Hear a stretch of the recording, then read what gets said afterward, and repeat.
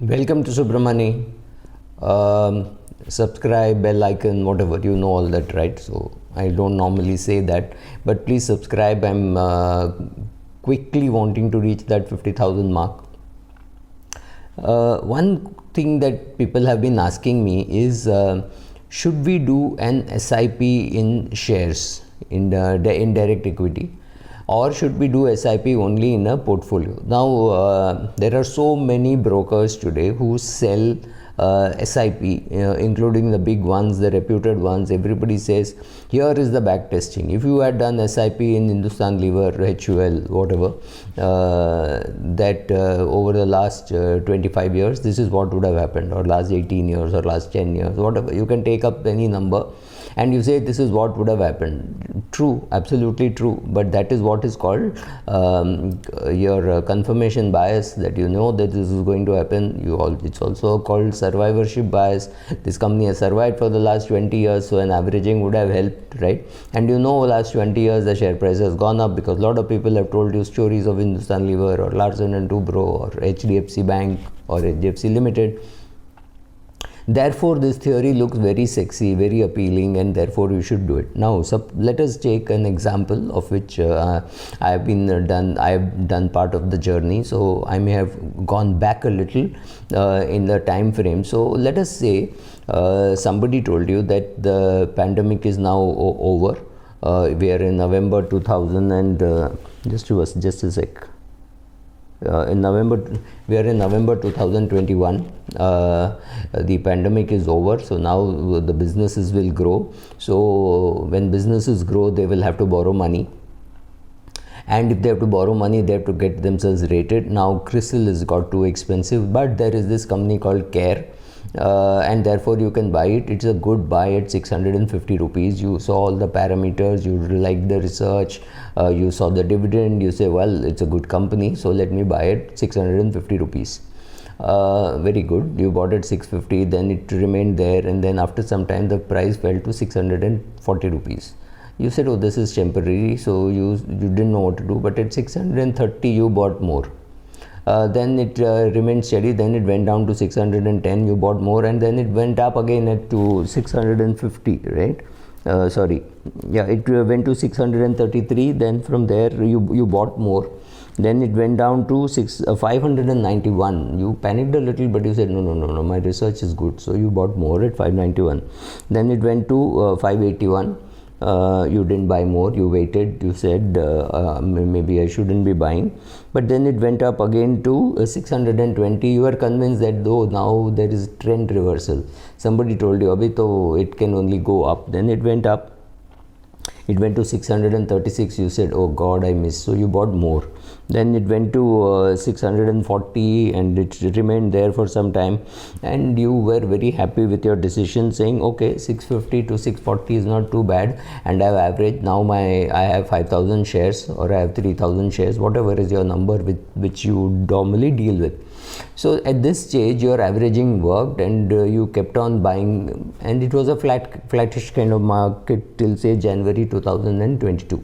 So November, December, January, 3 months you have been averaging, and your average cost is about 650 or maybe 642, and the price is also around 640. Remember, you have not yet made money, you are not a trader, you are an investor. So far so good.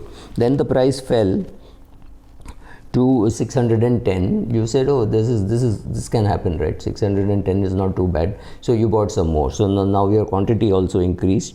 Then it fell to 574. You worried a little, but you said, oh, my long-term story is intact, so you bought more.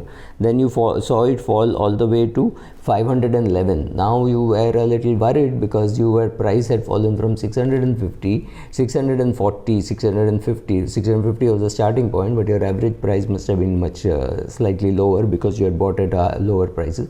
But now at 511, you were losing about 130 rupees per share, and you had built up a big position. By now you had built up say 4,000 shares or 5,000 shares or 500 shares, whatever, depending on your capacity. So you didn't know what to do, you were worried, you were panicking, but then again you saw it go up a little bit, 545. You said, oh, this is temporary, I don't have to worry. Then it went to 520, you didn't know what to do. Then again it went to 525, 520, and then it went up to 567, and you were relieved. You said, wow, this is the right price. So you were averaging. Remember, you're averaging now, and now your total quantum of shares have gone up. Your average cost is still high because 650 is where you started your journey, and now your average price is, say, maybe 600 because you bought a lot more at lower prices. Then you were convinced that it won't go much further down. Then at 556 you said, let me buy more. You bought more, and then the managing director resigned. For whatever reasons, the managing director resigned and the price fell to 468. Now remember your journey. 650 to 468 is 200 bucks gone, completely 200 bucks gone out of your price. 468, you said, I don't know what to do. You went back to your research and you said, oh, this still looks good. So you bought more, and now the price is 411. Now tell me, what will you do now? Because it is easy to pick up a story which is 20 years old and say, oh, this is what, if you had done, this is what would have happened. Now I'm not asking you that question. Of course, that question is, if CARE goes up tomorrow or 6 months later, 1 year later, it will be a great story saying, oh, I averaged from 650 to 450 and now it is back to 700, and so I'm making a lot of money. That's great. That's a success story. Tell me, what will you do when the price is 411? Will you buy more? Will you sell? Will it happen that in your portfolio the concentration of CARE is becoming too much? Earlier it was 1% of your portfolio, now it is 5% of your portfolio, or earlier it was 5% of your portfolio and now it is 25% of your portfolio. You don't want to do that.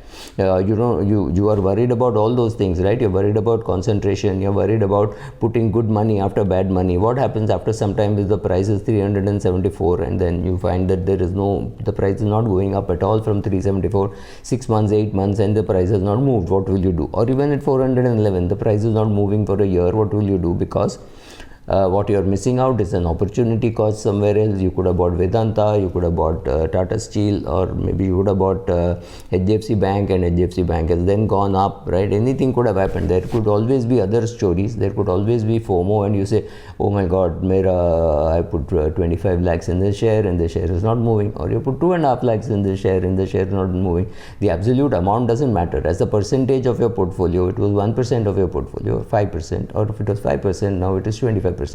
What will you do? Those are the questions you ask.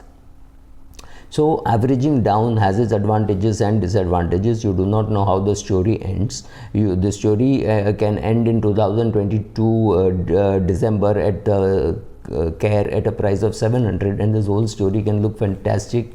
Averaging down help. It can close at 370 and you find that your averaging was stupid. You should have done a stop loss. Stop loss is easy for a trader to understand because end of the day he has to settle, so he does a stop loss and he gets out. An investor decides, okay, I will not do a strict stop loss at 10% or 20% because that will the very basis of saying, okay, it's a good share at 650 makes it a better share at 550, so I will not. However, at 500 I will have a very strict stop loss and say, okay, if I've lost 150 rupees per share, that's enough, I can't lose more. So at 500 you got out of the whole thing. Then you would be very happy saying, oh, now it is 411, I can buy more because I have at least saved 100 bucks. You didn't do that, you have kept averaging, now you don't know what to do. So the story ends in, say, at 370 you will kick yourself. If the story ends at 730, you say, wow, what a great find it was. So why SIP works in a portfolio is a portfolio will never go to zero.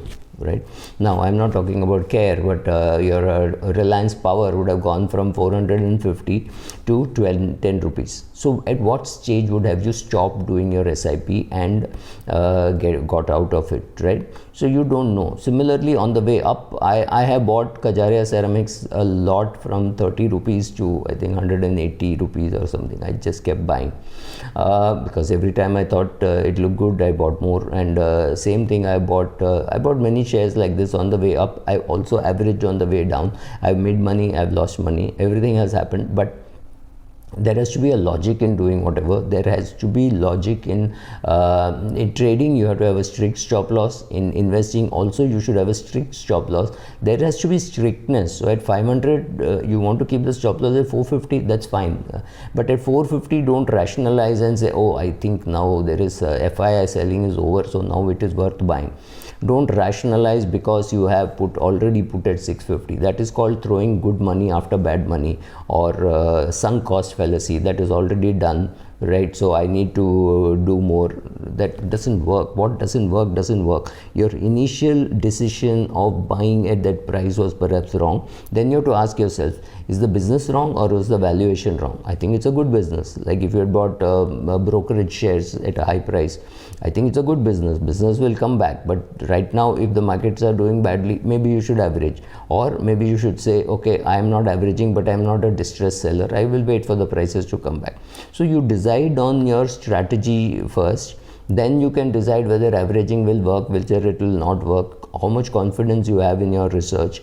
So it's a much simpler thing is to avoid this stock SIP and to do a portfolio SIP. What is a portfolio? Index is your portfolio. So take the index, do an averaging. That makes more sense because it takes you, you need not apply your brain onto something like this, ke aaj karun, kal karun. You say 7th of every month it's happening, 25th of every month it's happening, whatever. Choose a date and on that date do it. Or you say, okay, I will choose a date, on 7th of every month I will do, and on a day when the market falls 5% or 7% or 3% I will do, or if the market persistently falls by 1% for 3-4 days and therefore it is so much lower from my average cost, I will do.